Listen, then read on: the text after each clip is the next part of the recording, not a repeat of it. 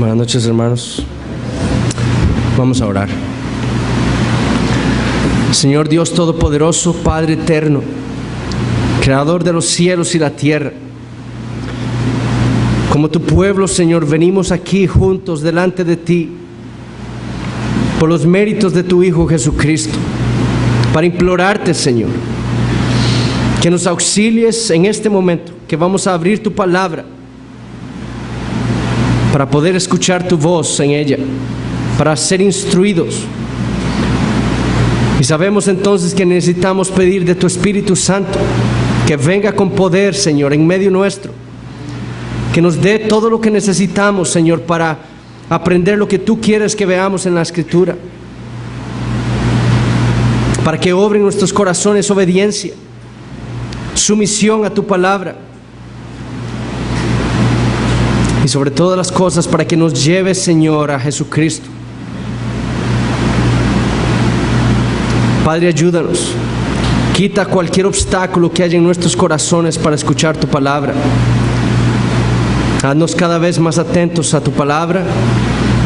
Y oramos por aquellos que tú has traído hoy aquí que no conocen al Señor Jesucristo. Que uses tu palabra, Señor, para llevarlos a los pies del Señor Jesucristo, para que ellos vean que solamente en Él pueden tener reconciliación contigo, que solamente en Él hay paz, que solamente en Él hay vida eterna. Oh Padre bendito, que todo lo que hagamos ahora en este momento sea para tu gloria. En el nombre de Jesús oramos. Amén. Podemos tomar asiento, hermanos. Y abrimos nuestras Biblias de nuevo en el libro de Nehemías, capítulo 13.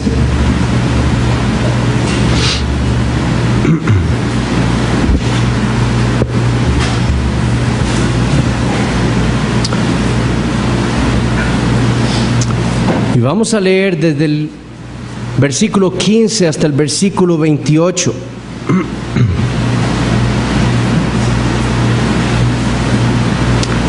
Dice así la palabra del Señor.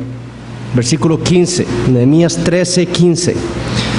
En aquellos días vi en Judá a algunos que pisaban en lagares en el día de reposo, y que acarreaban haces, y cargaban asnos con vino, y también de uvas, de higos, y toda suerte de carga, y que traían a Jerusalén en día de reposo, y los amonesté acerca del día en que vendían las provisiones. También había en la ciudad tirios que traían pescado y toda mercadería, y vendían en día de reposo a los hijos de Judá en Jerusalén. Y reprendí a los señores de Judá y les dije: ¿qué mala cosa es esta que vosotros hacéis, profanando así el día de reposo? ¿No hicieron así vuestros padres, y trajo nuestro Dios todo este mal sobre nosotros y sobre esta ciudad? ¿Y vosotros añadís ira sobre Israel, profanando el día de reposo? Sucedió pues que cuando iba oscureciendo las puertas de Jerusalén antes del día de reposo, dije que se cerrasen las puertas, y ordené que no las abriesen hasta después del día de reposo. Y puse a las puertas algunos de mis criados para que en día de reposo no introdujeran carga.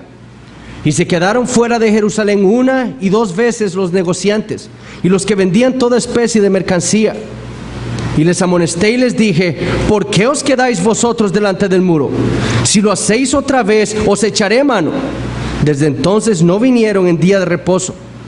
Y dije a los levitas que se purificasen y viniesen a guardar las puertas, para santificar el día de reposo. También por esto acuérdate de mí, Dios mío, y perdóname, según la grandeza de tu misericordia. Vi asimismo en aquellos días a judíos que habían tomado mujeres de Asdod, amonitas y moabitas, y la mitad de sus hijos hablaban la lengua de Asdod, porque no sabían hablar judaico, sino que hablaban conforme a la lengua de cada pueblo. Y reñí con ellos, y los maldije, y herí a algunos de ellos, y les arranqué los cabellos, y les hice jurar diciendo: no daréis vuestras hijas a sus hijos, y no tomaréis de sus hijas para vuestros hijos, ni para vosotros mismos. ¿No pecó por esto Salomón, rey de Israel? Bien que en muchas naciones no hubo rey como él, que era amado de su Dios, y Dios lo había puesto por rey sobre todo Israel, aún a él le hicieron pecar las mujeres extranjeras. Y obedeceremos a vosotros para cometer todo este mal tan grande de prevaricar contra nuestro Dios, tomando mujeres extranjeras. Y uno de los hijos de Joiada, hijo del sumo sacerdote Eliasib, era yerno de Sanbalat horonita. Por tanto, lo ahuyenté de mí. El apóstol Juan escribió en la primera epístola suya: no améis al mundo ni las cosas que están en el mundo. Y escribió esas palabras a creyentes. ¿Por qué? Porque ese es uno de los graves peligros contra los cuales nosotros como cristianos debemos estar alertas y en constante lucha. La mundanalidad, el amor por el mundo y las cosas del mundo. Lo que debemos comprender es que cuando la Biblia condena al mundo, cuando la Biblia le ordena a los creyentes a no amar al mundo y las cosas que están en el mundo, a lo que se está refiriendo la palabra de Dios es a todo ese sistema ético, a todo ese sistema filosófico, a todas aquellas presuposiciones que se han levantado en el mundo contra Dios y contra su palabra. Es contra esas cosas a los que los creyentes no debemos amar ni entregar nuestras vidas. No se trata simplemente de no tomar café o no tomar vino o no comprar aparatos electrónicos. De eso no está hablando la Biblia. Es todo ese sistema mundano que odia a Dios y a la verdad suya revelada en su palabra. Sin embargo, tristemente, como Ian Murray, un teólogo, escribe, él dice: la antipatía a la autoridad y a la disciplina, el odio a la autoridad y a la disciplina que vemos en nuestro mundo, el clamor por el entretenimiento por medio de la imagen visual más que por las palabras de la Escritura, la búsqueda por lo espectacular, la llegada del feminismo, la prontitud para identificar el poder con los números, la indisposición para hacer las creencias un tema de controversia. Todas estas cosas tan evidentes en la agenda del mundo son ahora encontradas en la escena cristiana. Y Murray dice: en lugar de las iglesias estar revolucionando la cultura, lo opuesto ha ocurrido. Las iglesias se han convertido al mundo. David Wells, otro teólogo, dice que el problema es la simpleza o lo imperceptible que ha pasado la mundanalidad por el cristianismo. Parece como si fuera mera inocencia cultural en muchos ámbitos de la vida cristiana. Un programa de televisión con palabras vulgares. Tranquilo, yo no hablo así. ¿Por qué no lo puedo escuchar? ¿Por qué no puedo ver un programa así? Yo no hablo así.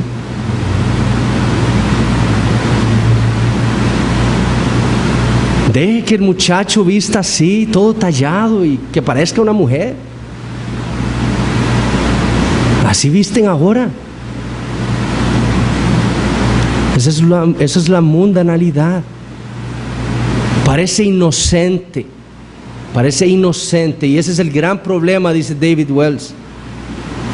Por eso es que el cristianismo ahora está inundado de mundanalidad. La mundanalidad, hermano, no es otra cosa que entregar las riendas de nuestra vida individual y corporativa como iglesia al mundo. Y ocurre, como vimos la semana pasada, cuando entregamos la autoridad de nuestras vidas al mundo, cuando despreciamos la autoridad de las Escrituras en nuestra vida, cuando despreciamos la autoridad de Jesucristo sobre nosotros y deseamos ser guiados entonces por la sabiduría del mundo.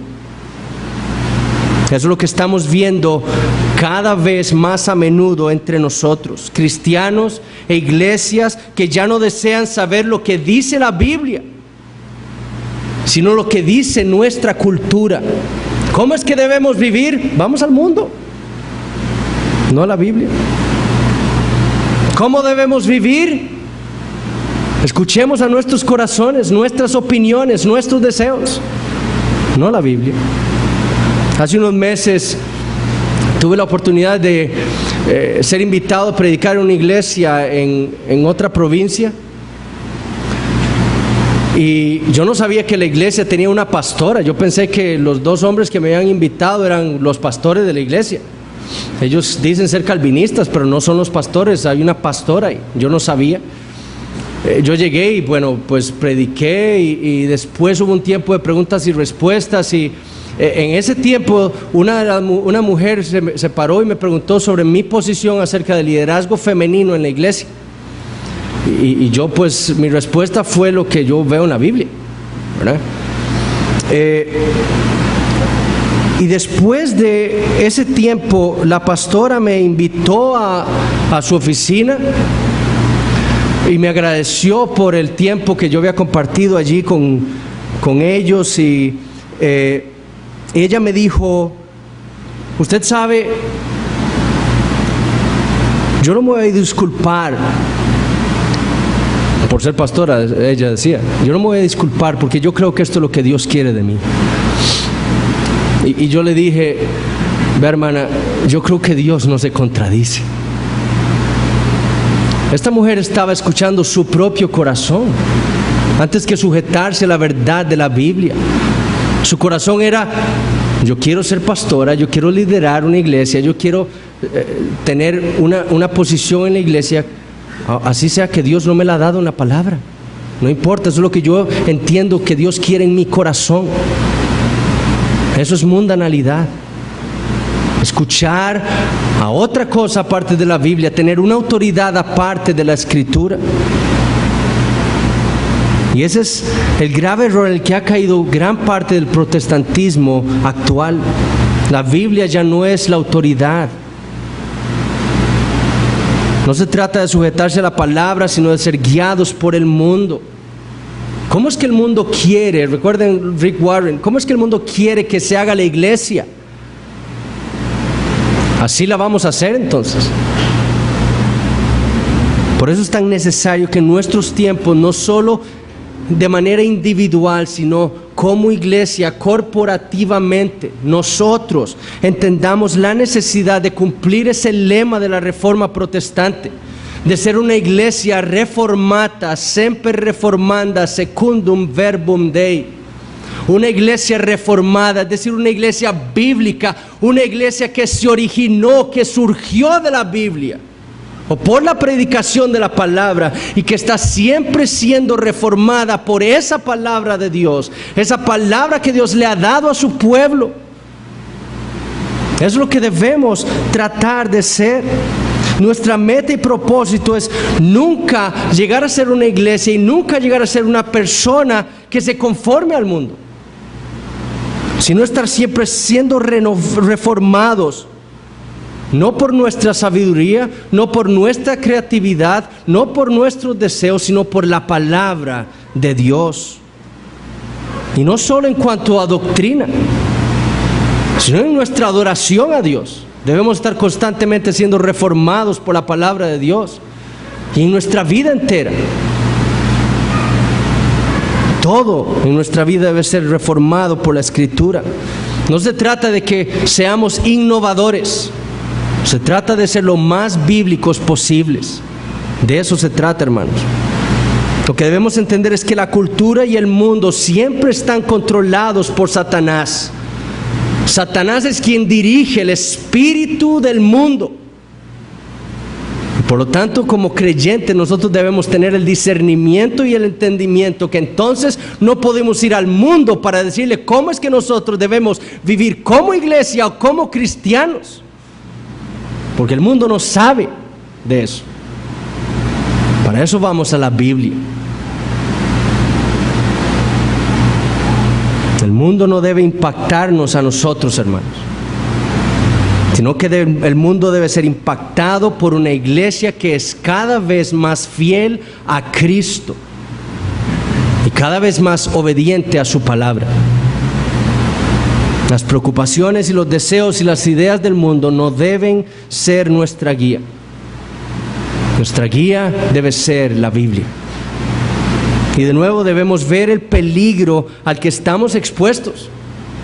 Porque esto fue precisamente lo que ocurrió en Jerusalén en los tiempos de Nehemías. El pueblo de Judá había olvidado que ellos se habían encontrado devastados por siglos. No solo físicamente, sino peor aún espiritualmente devastados por su pecado.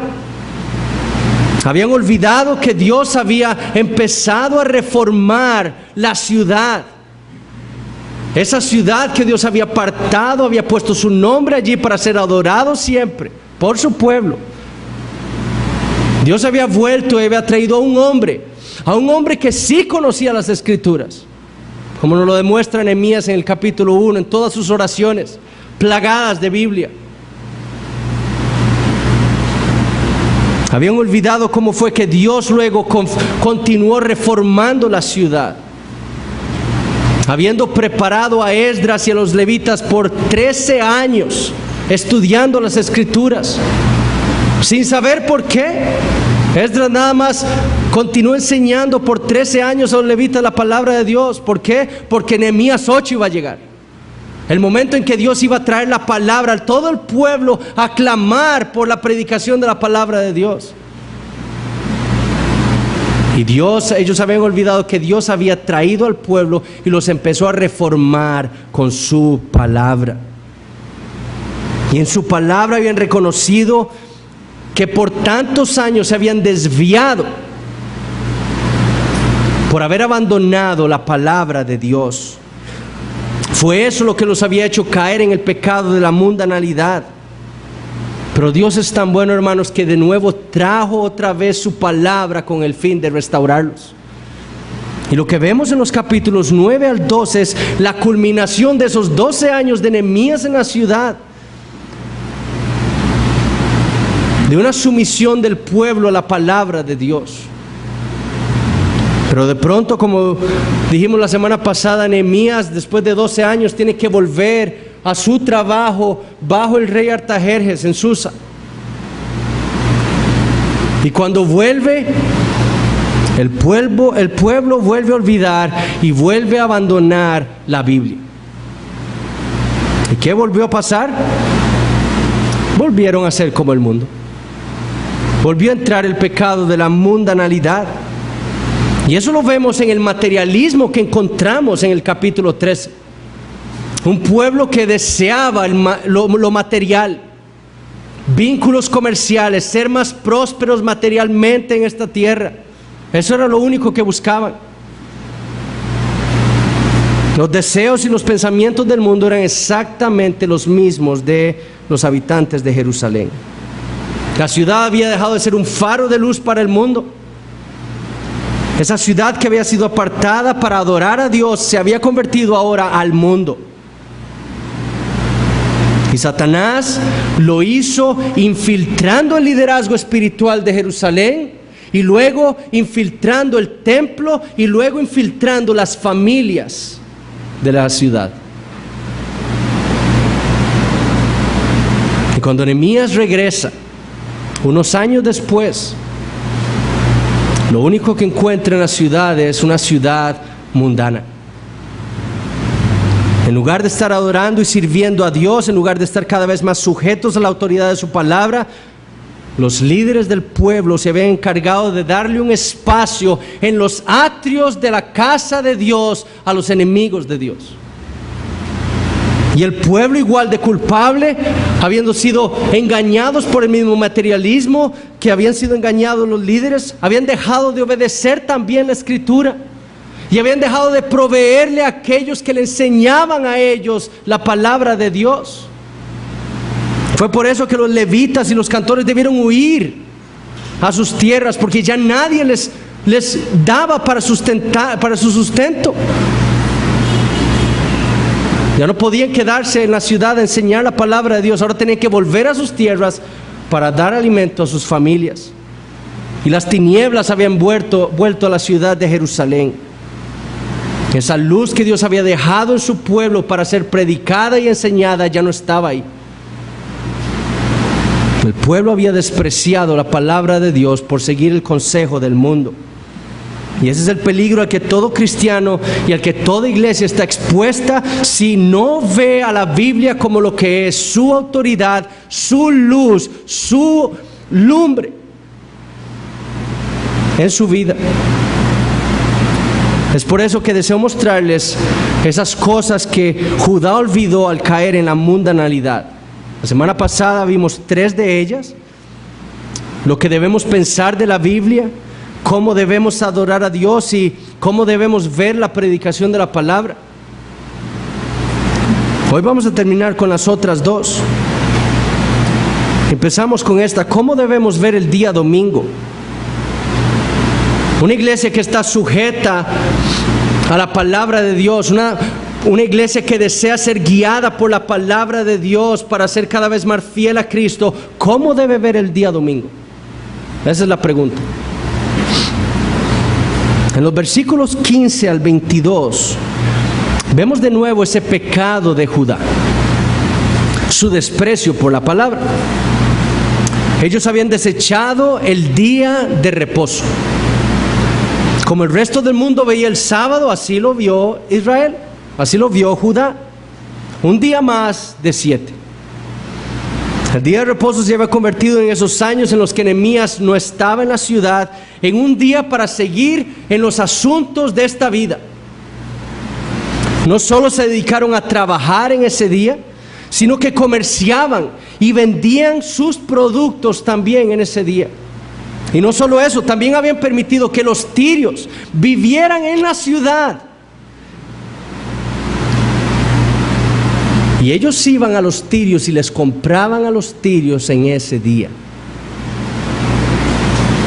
profanando así el día que Dios les había dado para descansar. De nuevo, al desechar la Biblia, habían desechado la instrucción de Dios en sus vidas. En su palabra Dios les había dicho que esto era un pecado gravísimo.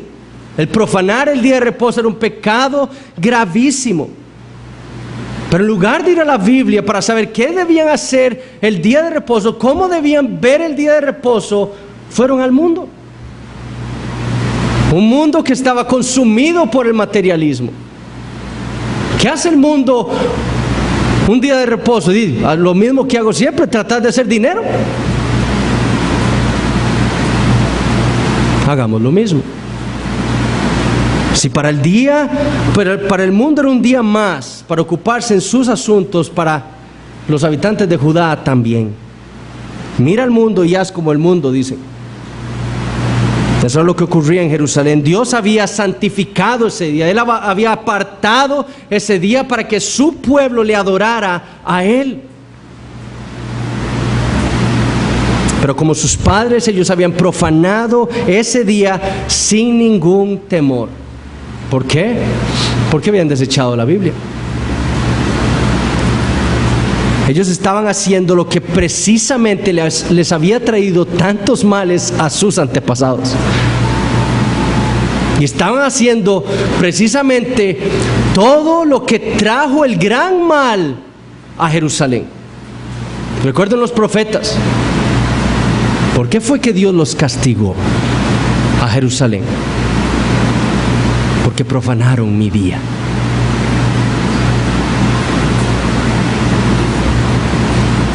Y cuando Nehemías vuelve a la ciudad y vio que el pueblo también no solo había metido a sus enemigos en el templo, no solo habían dejado de proveer para mantenimiento de los levitas que enseñaban la palabra y que se encargaban de la adoración a Dios, sino que también habían profanado el día de reposo, se enojó en gran manera y reprendió a los líderes de Judá. Y noten lo que les dice en el versículo 18. ¿No hicieron así vuestros padres? Y trajo nuestro Dios todo este mal sobre nosotros y sobre esta ciudad. y vosotros añadís ira sobre Israel, profanando el día de reposo. La causa de la destrucción que había ocurrido cientos de años antes, la causa del exilio, la causa de las miserias y penurias que estaba pasando la ciudad en ese momento, era causa de ese pecado. Y ahora, dice Nehemías, ellos están añadiendo ira sobre Israel, porque ya habían tenido luz. ¿Y qué fue lo que hizo el gobernador? Todo lo que estaba en sus manos para que el pueblo santificara de nuevo ese día. Él cerró las puertas de la ciudad y puso guardias. Montó guardias ahí durante el día para que nadie pudiera entrar a comerciar, ni entrar ni salir a comerciar. Y vean que cuando los comerciantes dicen, algún momento entraremos, y empezaron a venir los días de reposo, y Nehemías iba a la pared, al muro y a las puertas y decía, pero ustedes ¿qué están haciendo aquí? ¿No ven que no les vamos a abrir? Vuelvan a venir y los voy a agarrar y los voy a golpear. Cuando ellos vieron la seriedad de Nehemías, se fueron y no volvieron más en el día de reposo. Entendieron que lo que el gobernador se había planeado hacer era en serio. Además, Nehemías le ordena a los levitas volver a tomar todas las actividades en el templo y a cuidar las puertas. El fin era santificar el día de reposo, separarlo para la adoración a Dios, y todo lo que fuera posible se iba a hacer en la ciudad para que eso ocurriera. Bueno, nosotros, hermanos, como el pueblo del nuevo pacto, como el pueblo de Jesucristo, aquel pueblo que Él llamó y compró por su obra en la cruz del Calvario, nosotros ya no guardamos el séptimo día como lo guardó Israel, sino como vimos en Nehemías 10, cuando estudiamos el día de reposo en Nehemías 10, guardamos el domingo, el primer día de la semana. Ese día cuando Cristo entró en su reposo, como dice Hebreos 4. Cristo le dio a su iglesia un nuevo día de reposo, no el último, sino el primero. Ese día fue apartado por Dios para que la iglesia, más que guardar un cese de actividades, porque aquí nadie descansa, ¿cierto? Más que para un cese de actividades, le adoremos a Él. Es un día que Dios nos ha regalado a nosotros, su iglesia, para descansar espiritualmente, adorando a nuestro gran Dios. Pero lastimosamente muchos cristianos y muchas iglesias han caído en la mundanalidad y han tratado el día domingo como cualquier otro día. Ya no se les exige a los creyentes santificar ese día, guardarlo, obedecerlo, buscar a toda costa, reunirse con la iglesia para adorar a su Señor. Si usted quiere ir a la iglesia y adorar a Dios, está bien. Si no, también está bien. Esa es parte de una de las enseñanzas de la teología del nuevo pacto. Y hombres como Donald Carson enseñan ese tipo de cosas. El cristiano no está sujeto al cuarto mandamiento. Por lo tanto, si usted quiere adorar a Dios el domingo, usted puede hacerlo. Si no, usted puede adorar a Dios cualquier otro día. Nosotros no vemos eso en la Escritura. El ejemplo de la iglesia primitiva es que se reunían el primer día, el domingo, para adorar a Dios, a Cristo. Y por eso, hermanos, vemos a muchos que se llaman cristianos hacer lo mismo que hace el mundo el día domingo. Se van de paseo, van a hacer deportes, pasean, van al cine, van al estadio, juegan póker, hacen todo menos reunirse con la iglesia para adorar a aquel a quien llaman Señor.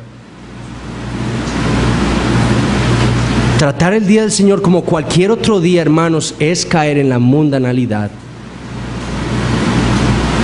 Eso es serio, hermanos. Cristo le dio un día a su iglesia para reunirse juntos, para adorarle a Él. A ser diferente es ser guiados por el mundo. Es mundano, es satánico.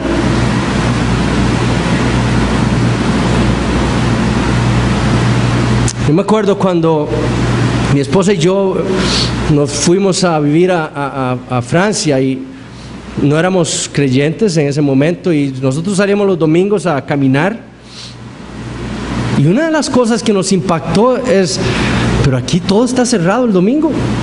No estoy diciendo que París lo cierre todo el domingo porque sean cristianos, ¿verdad? Pero todo está cerrado el domingo, no hay nada. Y nosotros pasamos por la ciudad y los moles, bueno, no hay moles ahí, pero las tiendas cerradas. Nosotros, qué aburrido. Porque veníamos de un país, Costa Rica, en donde aquí todo está abierto los domingos. Usted puede hacer lo que quiera el domingo, como cualquier otro día de la semana. Pero en nuestra mundanalidad pensábamos eso. ¿Cómo es posible que un domingo todo esté cerrado? El mundo, hermano, debe saber lo que Dios ha dicho acerca de ese día. Pero ¿cuántas veces ve el mundo a los cristianos profanando ese día? Para el creyente, el día de reposo, el día domingo, debería ser algo especial. Como decía John Owen en un tratado que hizo sobre el día de reposo, él dijo: el día de reposo es la preciosa cerca que la bondad de Dios ha puesto alrededor del viñedo de su iglesia. El domingo debería ser para el creyente el estandarte, el testimonio al mundo de su lealtad a Cristo, su amo y su Señor. En este día, domingo, nosotros le demostramos al mundo a quién servimos.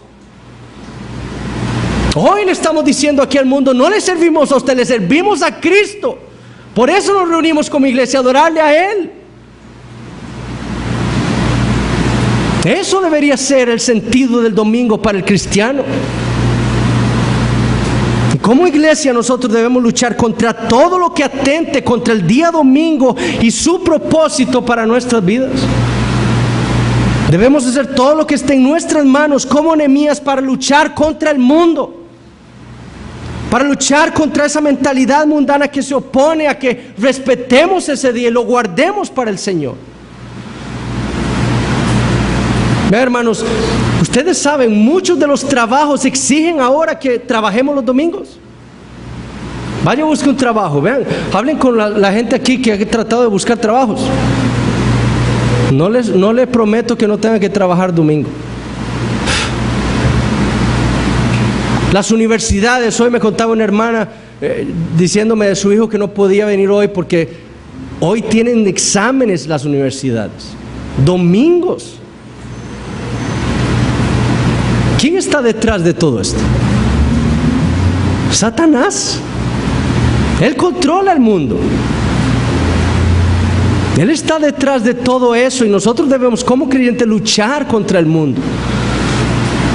Pero esta es la pregunta, hermanos: ¿qué debemos hacer para que este día pueda ser santificado en nuestras vidas? ¿Qué podemos hacer nosotros?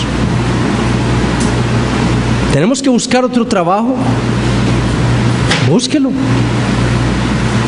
Ahora, trabaje mientras Dios le provee otro, pero su corazón, si su corazón está en eso, pídale al Señor y busque otro trabajo. ¿Tiene que despreciar una entrada de dinero extra? Despréciela.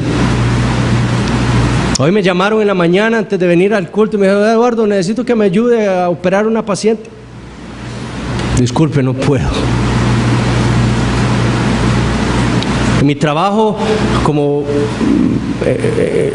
hospitalario, los domingos pagan muy bien de guardia.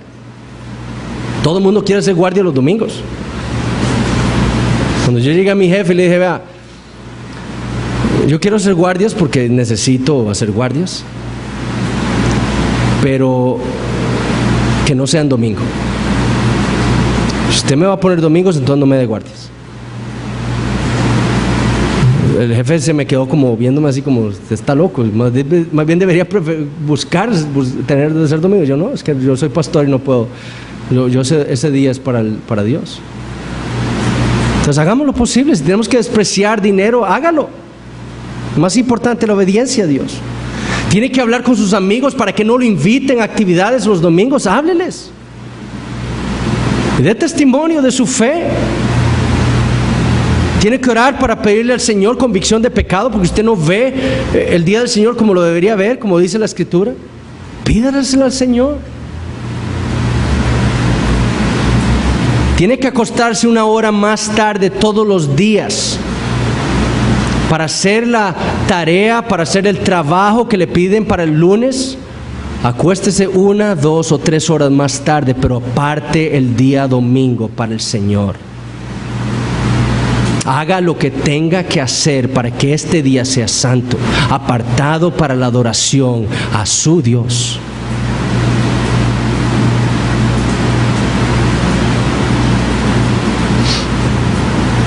Nuestro deber es hacer todo lo que esté en nuestras manos para que este día sea santo en nuestras vidas. Es el día del Señor. ¿Recuerden cuando vimos el día del Señor en Nehemías 10? Es el día que le pertenece al Señor, es su día, no nuestro. Y Él nos dice a nosotros cómo, su iglesia, cómo debemos vivir en este día. ¿Qué debemos hacer como iglesia, como su pueblo? Pero la mundanalidad, hermanos, comienza cuando nosotros nos empezamos a decir a nosotros mismos: pero Dios sabe que yo tengo examen mañana. No puedo ir, tengo que estudiar. Dios sabe que tengo que presentar este trabajo mañana. No puedo ir. Dios sabe que necesito algo más de platita. Hermano, Dios sabe que le ha dado a usted 6 días para hacer lo que tiene que hacer, para no tener que hacer eso el domingo. Y muchos después van a Dios y le oran: Señor, por favor, ayúdame en este examen. Cuando el día anterior no estaban obedeciéndole a Él, santificando el día, habiendo perdido 6 días de tiempo en otras actividades, porque según ellos tenían el día domingo para estudiar. Ser mundano es escuchar nuestras excusas, nuestros corazones, nuestros pensamientos, es escuchar al mundo decirnos cómo debemos vivir en este día domingo, en el día del Señor. Eso es ser mundano.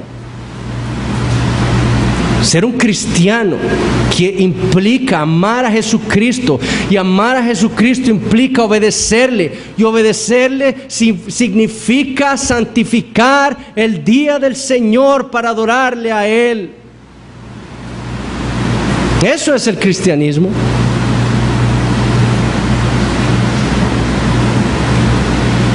Segundo, ¿cómo debemos ver nuestra responsabilidad como padres de familia? Al final de nuestro texto, en los versículos 23 y 24, leemos algo terrible. Vean lo que vio Nehemías. Vi asimismo en aquellos días a judíos que habían tomado mujeres de Asdod, amonitas y moabitas, y la mitad de sus hijos hablaban la lengua de Asdod, porque no sabían hablar judaico, sino que hablaban conforme a la lengua de cada pueblo. De nuevo, ellos quisieron saber cómo debían vivir como familias, cuál era su responsabilidad como padres de familia. ¿De dónde fueron? Al mundo. ¿Y qué hicieron? Se casaron, como leímos también en el versículo 3 la semana pasada, con mujeres de otros pueblos. Y vean esto, hermanos, no se trataba de cualquier pueblo.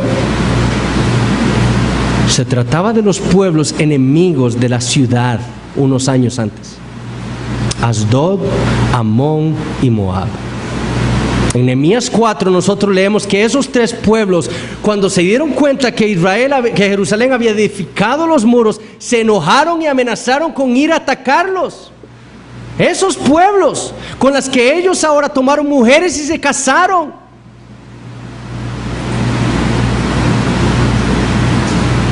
no solo estaban desobedeciendo la palabra de Dios, porque la palabra de Dios les había prohibido en Éxodo 34 no tomar mujeres, no crear alianzas con las personas de esos pueblos, sino que también habían desechado su principal responsabilidad como padres de familia.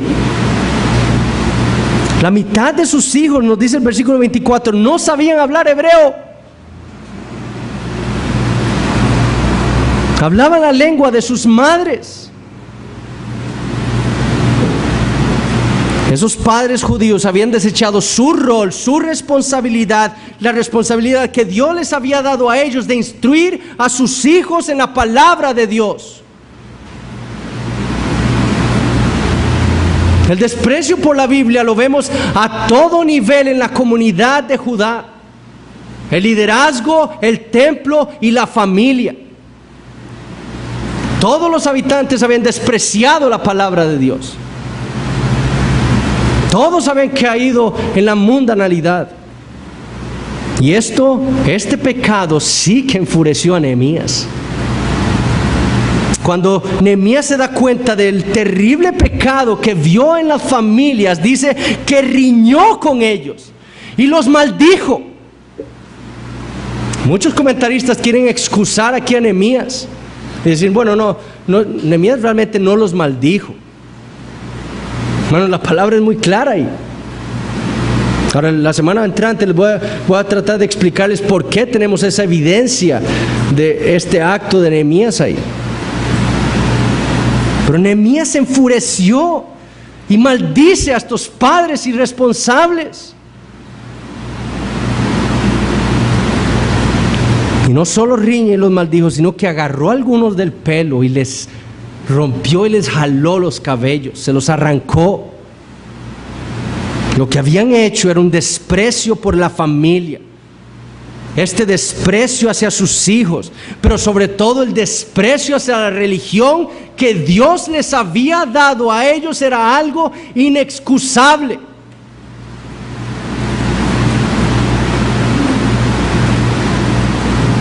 Y lo peor de todo es que muchos de estos hombres estaban ordenándole a los demás que hicieran lo mismo, que se casaran con mujeres de otros pueblos.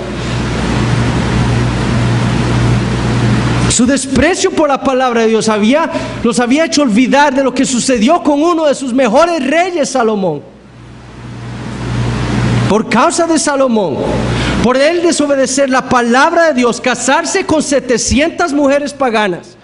Y no fue suficiente, sino que tuvo 300 concubinas paganas. Pecó terriblemente contra Dios. Esas mujeres, dice Primera de Reyes 11, desviaron el corazón del rey para que adorara a Astoret, a Milcom, a Quemos, a Moloch, dioses falsos. Fue por causa del pecado de Salomón que Dios dividió el reino en dos, por desobedecer la palabra de Dios. Por eso en el versículo 27 Nehemías les pregunta: ¿y obedeceremos a vosotros para cometer todo este mal tan grande de prevaricar, de fornicar contra nuestro Dios, tomando mujeres extranjeras? ¿No entienden que están desobedeciendo a Dios? Sus corazones, hermanos, se habían desviado y prefirieron el materialismo que a Dios. Por eso fue que se casaron con mujeres extranjeras, para crear alianzas, para comercio, para hacer más y más dinero. Y por su pecado habían puesto la religión de Israel en peligro. Ya sus hijos no podían entender la Biblia. La mundanalidad se había infiltrado no solo en el templo, sino en las familias. Los enemigos de Dios no solo estaban en el templo con Tobías, sino también en las familias. El nieto de este perverso sumo sacerdote Eliasib se había casado con una hija de Sanbalat,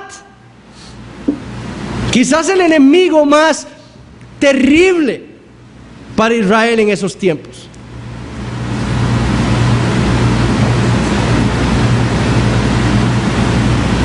La Shema era un mero recuerdo para los hombres de Judá.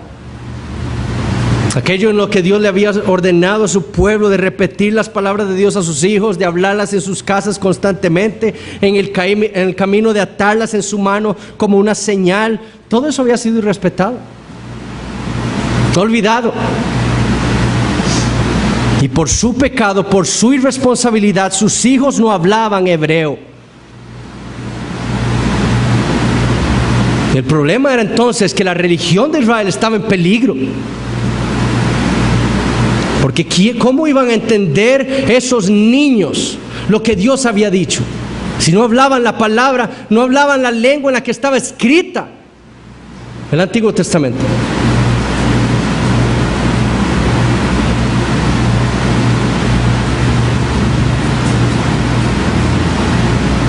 Y peor, muchos querían hacer que todo el resto de los hombres hicieran lo mismo. ¿Quieren ser prósperos? ¿Quieren ser ricos? Cásense con mujeres extranjeras. Creen lazos, vínculos comerciales con otros pueblos. Ya no los guiaba Dios en sus vidas, los guiaba un corazón perverso. Y hermanos, para nosotros el peligro es el mismo. Ahora, no voy a hablar sobre el argumento bíblico de la prohibición para el creyente de casarse o tener una relación amorosa con un incrédulo. Cuando vimos Nehemías 10, ahí establecimos el argumento bíblico para esta verdad. Por lo tanto, no es mi punto hacerlo en esta noche.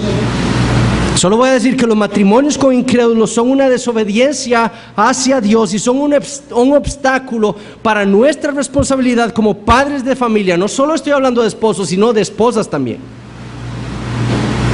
Ningún creyente, sea hombre o mujer, debe tener una relación amorosa y mucho menos casarse con un incrédulo. Y mucha de la manifestación de la mundanalidad comienza ahí. Pero dice, si me caso, tal vez venga más a la iglesia y se pueda convertir. Tal vez tenga yo más chance de evangelizarlo o evangelizarla. Dios ha dicho que es pecado y que usted no debe hacerlo. Excusas y excusas lo único que demuestran es la mundanalidad. El cristiano no puede caer ahí. Vamos a lo que Dios ha dicho y eso es lo que seguimos y a eso nos sujetamos.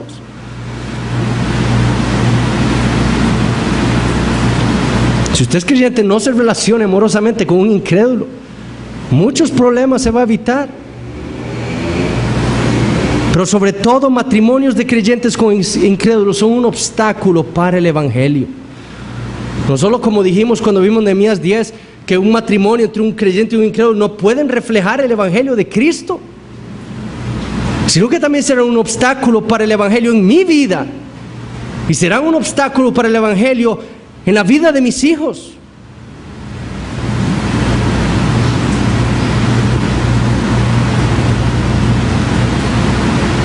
Yo ahora no, por cuestión de trabajo, no puedo estar tanto en mi casa en las tardes. Pero la ventaja de que mi esposa es creyente es que ella puede encargarse de la evangelización de mis hijos. Y yo puedo apartar ciertos días a la semana para tener un devocional con ellos, con todos, juntos. Pero si mi esposa fuera una incrédula, mis hijos serían unos ignorantes de la Escritura. Porque ¿quién les enseñaría si yo no puedo? Pero hermanos, igual de terrible que casarse con un incrédulo es rehusar cumplir ese rol que Dios nos ha encomendado en la familia, a criar a nuestros hijos en la disciplina y amonestación del Señor. Nuestra responsabilidad como padres cristianos es enseñarles a nuestros hijos el evangelio. Ellos son nuestro campo misionero más cercano. A ellos debemos instruirlos en la palabra del Señor. Es nuestra responsabilidad. Sin embargo, muchos cristianos y muchas iglesias se han vuelto al mundo y han dejado esa responsabilidad a las iglesias a los maestros de escuela dominical, a las escuelas. Mi responsabilidad es traerlos a la iglesia para que les enseñen. Y ya. Y de lunes a sábado, el chiquito anda igual de ignorante. Porque no hubo nadie en la casa que pudiera sentarlo ahí y explicarle la Biblia y enseñársela. Y muchos de nuestros niños, hermanos, cuando se les abre la Biblia para enseñarles, parecieran como estos niños mezclados en Nehemías 13. No entienden nada de lo que se les está diciendo. No saben nada de la Biblia. Es como si no hablaran español. ¿Qué? Adán. Pecado. Arrepentimiento. Jesús. Ignorantes. ¿Por qué? Porque sus padres han fallado en ver su responsabilidad en la evangelización y en la instrucción que Dios les ha dado a ellos para sus hijos. La mundanalidad no es solo un peligro en la iglesia, es un peligro también en nuestras familias. Y así empieza. Los hijos ciertamente son una bendición, pero sobre todo son una gran responsabilidad que Dios nos ha dado a nosotros los padres. Y es nuestra responsabilidad criarlos y educarlos en la palabra de Dios. El mundo va a tratar de robarnos a nuestros hijos desde pequeños, en programas de televisión. Ahí empieza a infiltrar las mentiras de Satanás en las mentes de nuestros niños. No deje a sus hijos solos viendo televisión. Esté al lado de ellos explicándoles: eso está mal, eso está contra Dios. No les prenda el televisor.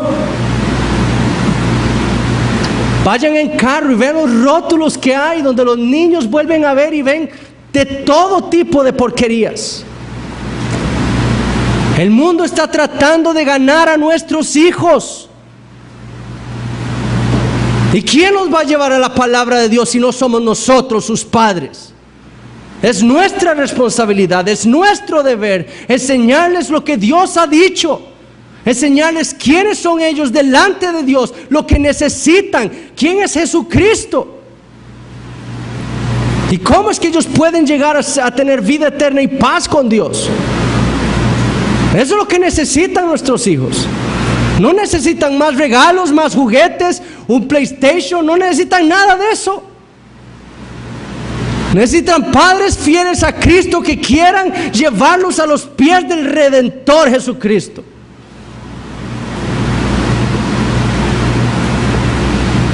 La responsabilidad de esto no es de la iglesia. La responsabilidad no es de los abuelos. La responsabilidad no es de las escuelas ni del Estado. La responsabilidad es de cada padre de familia.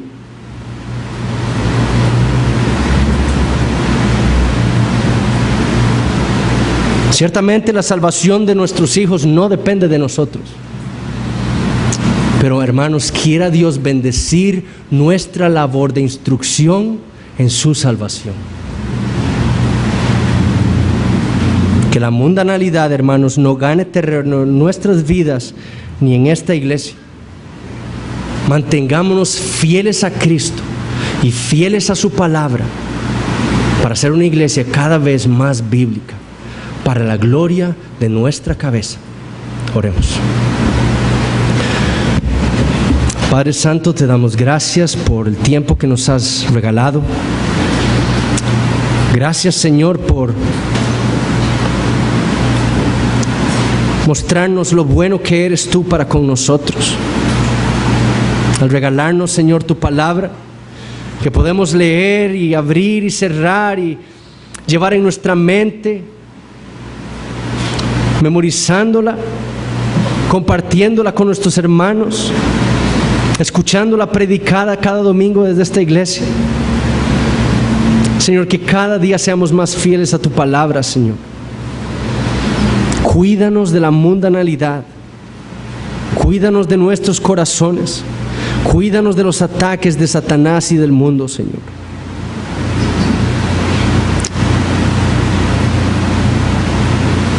Padre, convence a aquellos que no conocen a Cristo de su condición, de que en el mundo lo único que van a encontrar es la ira de un Dios santo.